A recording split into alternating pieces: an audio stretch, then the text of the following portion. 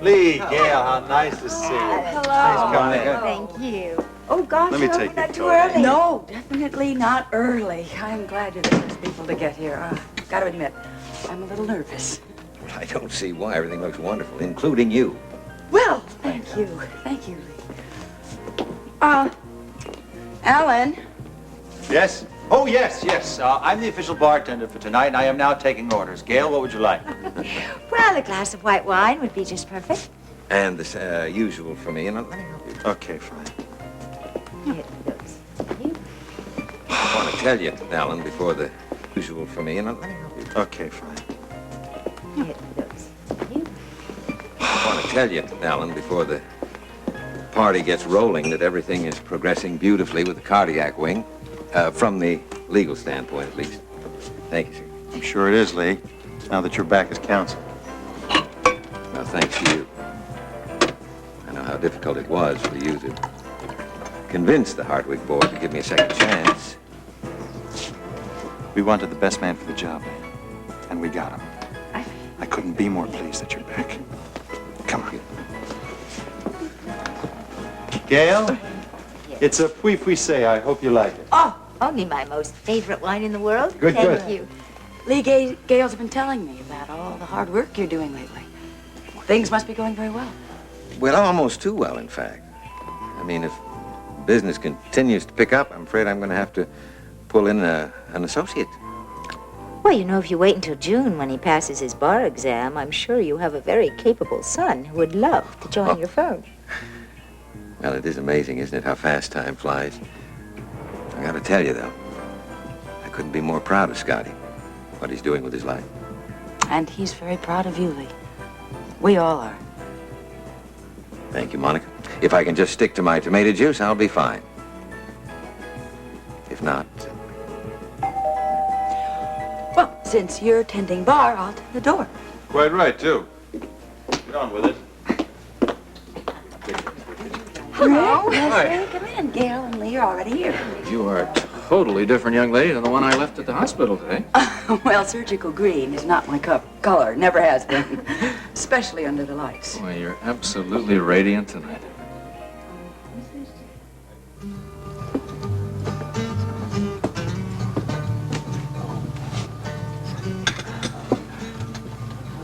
Scotty, it started to snow. Very lightly. What time is it? Laura, it's a little after 7. We got plenty of time. Now, come on. No rush. Are you sure? The roads might get blocked or something. Do you remember the drive up here? Which road did we take? The one up the mountain? Which road will we take back? One down the mountain? Okay, you've convinced me. I'm not going to ask again. You know, it's good to see you laughing, Laura. I haven't seen... You know how long it's been since I've seen that? A long time. Feels good. Good, because I want to see a lot more of that in the future. Nothing would make me feel better. But as soon as we get back into Port Charles, I'm going to have to face the kids at school again. Mr. Higgins will be checking up on me again. Laura, you can deal with it. Now, you have so far. But what about Leslie and Rick? I can't solve the problems between them, even though I caused them. Because I got involved with someone like David Hamilton. Laura, come on. Let's not talk about that, all right? Not tonight. But they're very real problems, Scotty. And they're not going to disappear just because we don't talk about them. Yeah, but Laura, talking about them over and over again isn't going to do any good either. The only way to get rid of a problem is to just solve it, and then live your life. I could. If my life was always like it is tonight. Away from those people, the memories. It will someday, Laura. People are gonna forget what happened. No, they won't, Scotty. I took a person's life. No one's gonna forget that. I have. But how could you? All you have to do is look at me. The same person whose picture's been in all the newspapers. It's very easy, Laura, because I don't see the picture in the paper. I see a very beautiful girl who can get whatever she wants in life if she tries. I'm not sure what I want just yet, Scotty. But I can't imagine being happy at anything unless you were a part of it. I told you tonight was going to be the start of a new beginning.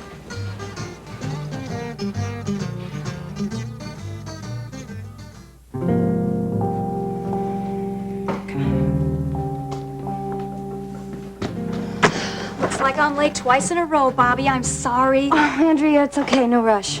I'll say, you're usually halfway out the door by the time I get off the elevator. Yeah, well, I'm waiting for this really important phone call, so I think I'm just going to wait around for a few more minutes. Oh, well, I'd be happy to take Mrs. Brewer's number for you if they call.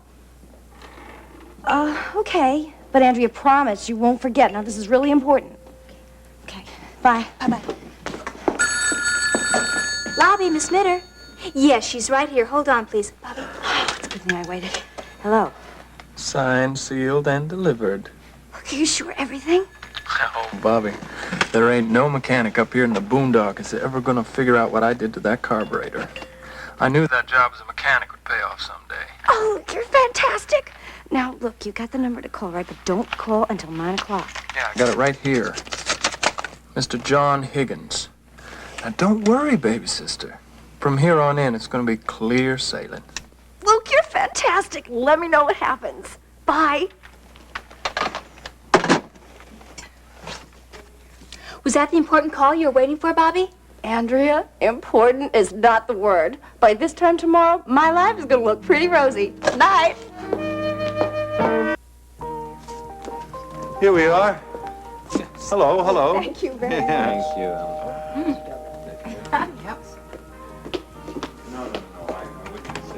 Well, Tracy, Mitch, we were wondering where you were. Hello, sorry we're late. We just got to talking and we... Thank you for the invitation, Monica. Oh, you're more than welcome. Nice to have you here.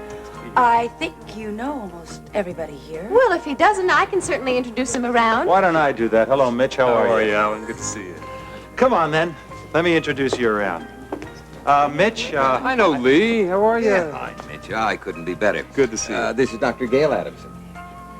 Mitch Williams. Good evening. Nice to meet you. Lee, could you, kind of refresh the string for me? Sure. I'll have some more myself. Excuse us, will you? Yes, certainly. Can I get you something, Mitch? Yeah, Scotch on the rocks would be terrific. Yes, fine. And of course, you know the Webbers. Nice to see you both. Dr. Weber, you're looking well. How you been? Just fine, thank you. You know, I tried to keep a lid on that press thing, but, you know, reporters, as soon as they got wind of your sentencing being postponed, well... Mr. Williams, I've tried very hard to just leave all of that in the past. Maybe that'd be a good thing for you to try, too. I think we all are, Mitch. Okay.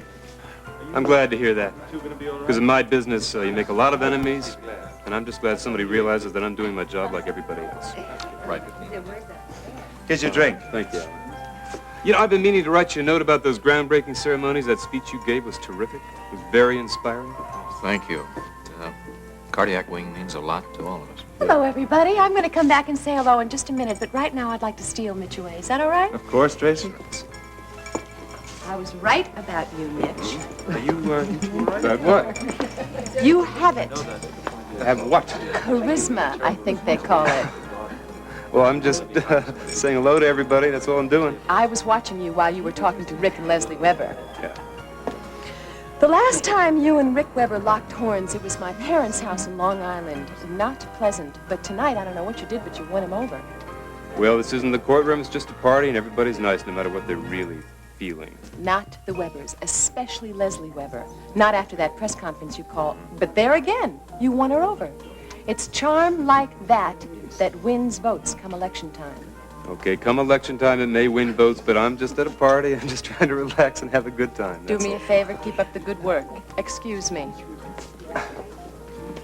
Well, I said I'd come back. Where is everybody?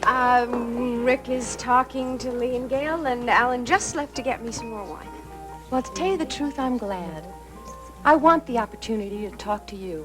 You know, Rick and I work so closely together on the cardiac wing that I feel as if I've known him for years. He's told me what a wonderful job you're doing. That's sweet. And of course, now that Monica is my sister-in-law, and What with her long-standing relationship with Rick, I've learned about a whole other side of him, away from the office.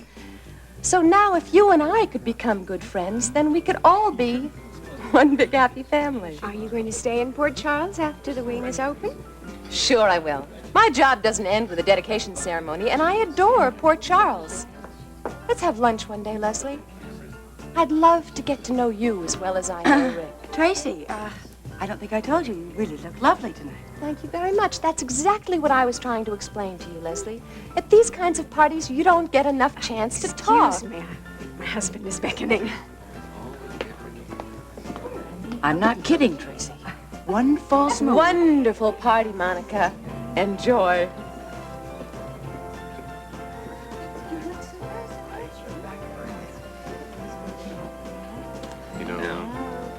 You know, we got a copy of that report that Mr. Higgins sends to Judge Stallman on Laura's progress? No, I had no idea. I think we were just talking about Laura. Really? Yeah, just seeing how well Laura's doing with the court's restrictions. Well, we're very proud of her. It hasn't been easy. Yeah, it's never easy for somebody her age, yeah.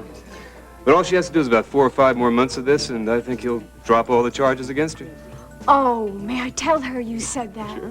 Because as hard as she's been working to try and follow all of the restrictions, she's still absolutely terrified about what his final decision is going to be. Well, you just tell her for me it's just to keep up the good work and she won't have a thing to worry about. See, Laura, I told you it was straight downhill. My ears are even popping. Are yours? Yeah, sort of. Scotty, does this clock on the dashboard work? Like a dream. It's a little after 8.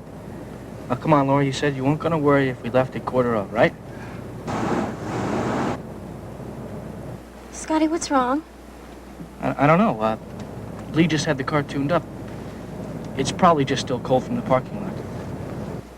I think you better pull over. Yeah, well, I don't have much choice because the car just went dead.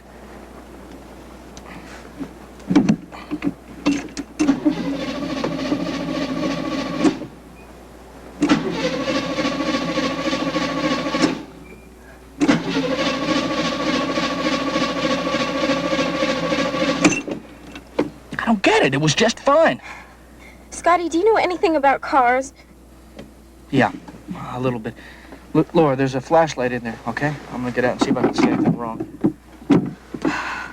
I'm so scared. I knew something like this was gonna happen. I just knew it. Laura, wait a minute. Come on, now don't panic, all right? It might be something really simple.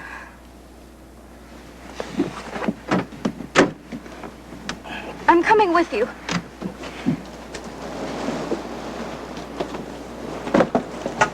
Oh, it's snowing even more.